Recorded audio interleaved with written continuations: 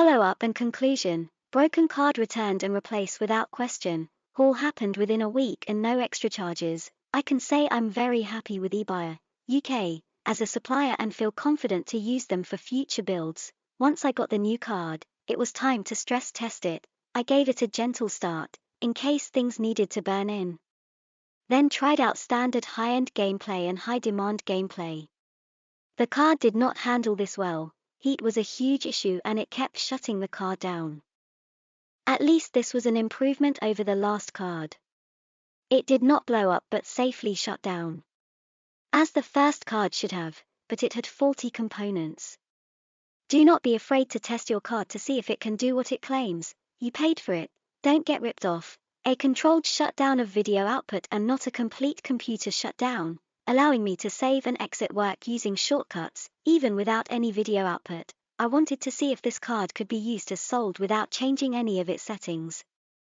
Be used as a high-end gaming card. I spent over £200 on extra cooling.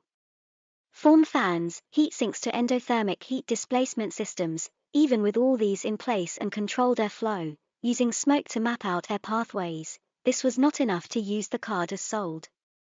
Its firmware at default failed to control the card's temperature. £200 down the drain. This is the card's problem and not Ebuyer's. Gigabyte's product has poor default firmware that is unable to apply proper cooling curves for high-demand games such as Black Desert Online. This doesn't mean the card is useless, but it did mean I had to use NVIDIA's manual clocking and fan setting tools through GeForce Experience.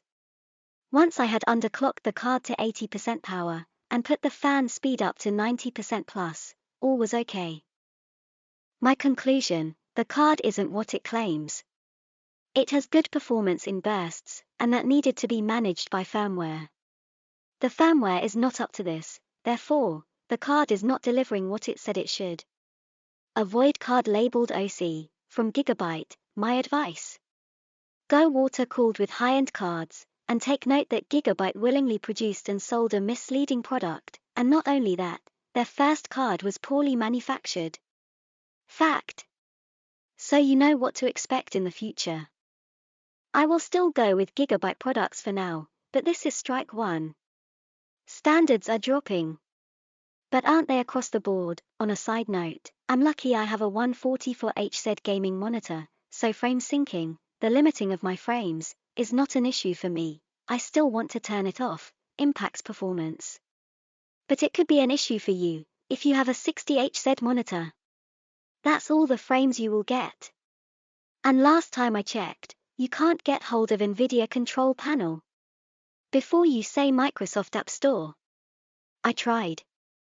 The download was not working and I wasn't the only user seeing this issue, but Microsoft seemed not to care about this issue. It's a good card for what I need. I can record in 60 to 80 frames in most areas, and rarely get below 30 frames in high-demand areas such as RBF. Remembering this is all in remastered mode, with the firmware now manual set, I can run and play the game in ultra mode with good frames and no heating issues, using the standard fans that come with the card, no extra cooling.